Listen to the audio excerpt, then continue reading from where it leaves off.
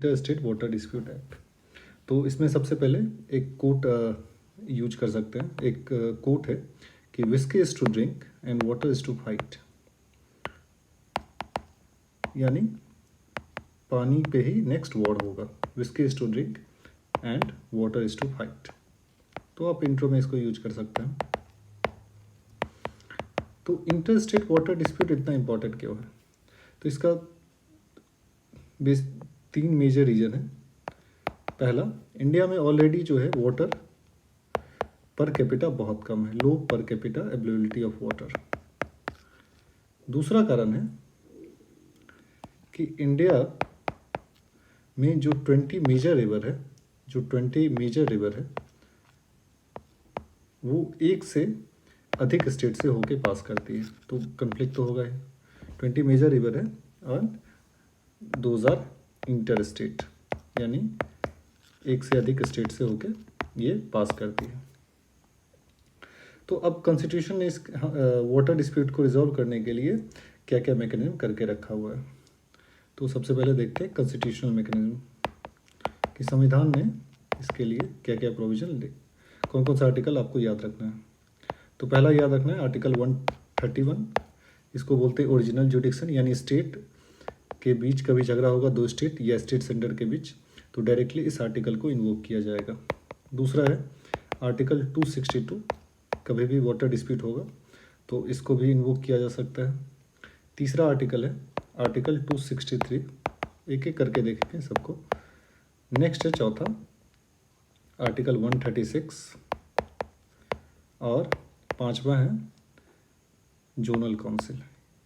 तो ये constitutional mechanism है जिसको हम यूज कर सकते हैं वाटर डिस्प्यूट के लिए। तो इसमें सबसे मेन जो आपको दिमाग में रखना है वो आर्टिकल 262 है। आर्टिकल 262 इतना इम्पोर्टेंट क्यों है? क्योंकि ये इकलौता प्रोविज़न है, आर्टिकल है, जो एम्पावर करता है पार्लियामेंट को टू एक्सक्लूड सुप्रीम कोर्ट। बाकी किसी चीज़ में नहीं है, लेकिन यहाँ पे 262 को यूज करके पार्लियामेंट जो है इट कैन एक्सक्लूड, ये बाहर कर सकती है सुप्रीम कोर्ट को वाटर डिस्प्यूट से। और यानी पार्लियामेंट को अथॉरिटी है कि आप इसको रिजॉल्व कीजिए। तो 1956 में पार्लियामेंट ने क्या किया कि सुप्रीम कोर्ट को इस वाटर डिस्प्यूट से बाहर कर दिया और 2 एक्ट इसके थ्रू बनाया गया। तो जो पहला एक्ट था वो था inter state water dispute act, inter state water dispute act 1956, और दूसरा इसके थ्रू बनाया गया river board act, river board act. तो inter state water dispute act जो बनाया गया, इसमें किया क्या गया, जो इंटर स्टेट वाटर डिस्प्यूट है इसमें प्रोविज़न डाला गया कि अगर कोई भी डिस्प्यूट होगा, सर्टेन डिस्प्यूट जो है उसको वाटर डिस्प्यूट है, और इसके लिए प्रोविज़न रखा गया कि अगर कभी भी डिस्प्यूट होता है तो स्टेट क्या करेगी, सबसे पहले अप्रोच करेगी यूनियन को, सेंट्रल गवर्नमेंट को, कि ये वाटर का डिस्प्यूट है। यूनियन गवर्नमेंट क्या करेगी, पहले मीडिएशन कराएगी कि बातचीत से सुलझ जाए। अगर मीडिएशन फेल होता है तब यूनियन गवर्नमेंट एक ट्राइब्यूनल बनाएगी। अब ट्राइब्यूनल का काम क्या होगा कि वो अपना जो है वो फैसला सुनाएगी। अब अगर कावेरी डिस्प्यूट को देखते हैं तो ऑलरेडी जो है 50 साल से ज़्यादा हो गया और ये डिस्प्यूट अभी भी चलता ही रहा है।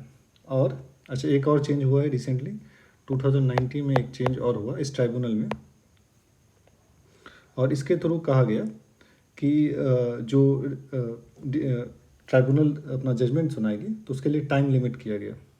2019 में टाइम लिमिट किया गया ट्राइब्यूनल के जजमेंट को, ताकि स्पीड प्रोसेस स्पीड हो। लेकिन ऐसा कुछ हुआ नहीं। अभी भी जब भी ट्राइब्यूनल कोई फैसला सुनाती है तो स्टेट जो है वो कोर्ट अप्रोच करती है। तो अभी ट्राइब्यूनल में इशू क्या है? सबसे पहला इशू है डाटा का इशू होता है। नेक्स्ट है कि बायसनेस का हमेशा क्वेश्चन आता है। एक स्टेट दूसरे स्टेट पे आरोप लगाती है कि उसके कंसर्न को नहीं देखा जा रहा है।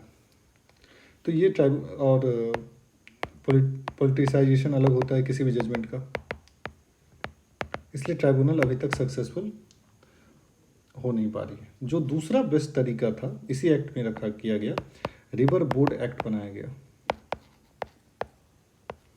रिवर बोर्ड एक्ट क्या है कि इसमें जो कंसर्न पार्टी होगी दे विल कम टुगेदर, जो भी कंसर्न पार्टी होगी, and they will manage the water. ठीक है, इसमें प्रोविज़न ये था कि जो कंसर्न पार्टी होगी they will come together, they will plan together, they will develop plan, develop strategy.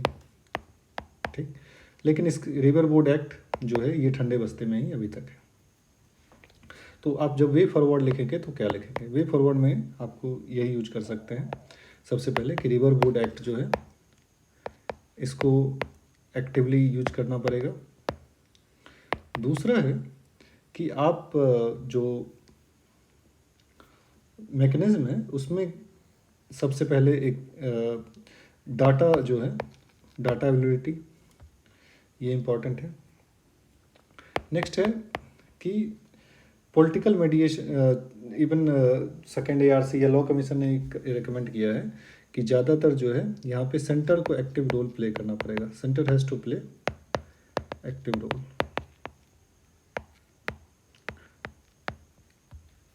उसके बाद जो है ग्लोबल बेस्ट प्रैक्टिस को भी हम अपना सकते हैं, जैसे US का प्रैक्टिस है। इवन USA में भी सुप्रीम कोर्ट अवॉइड करती है। सुप्रीम कोर्ट को भी अननेसेसरी जो है, Supreme Court has to be keep itself restrain. Supreme Court should restrain in entertaining these appeals, ताकि पॉलिटिकल मीडिएशन ज़्यादा हो। तो एज वाटर टेबल जो है कंटिन्यूसली ड्रॉप हो रहा है and further water has become a more complex issue, so it is necessary that interstate water disputes should be managed proactively and whole of government approach is needed here। तो ये था पूरा।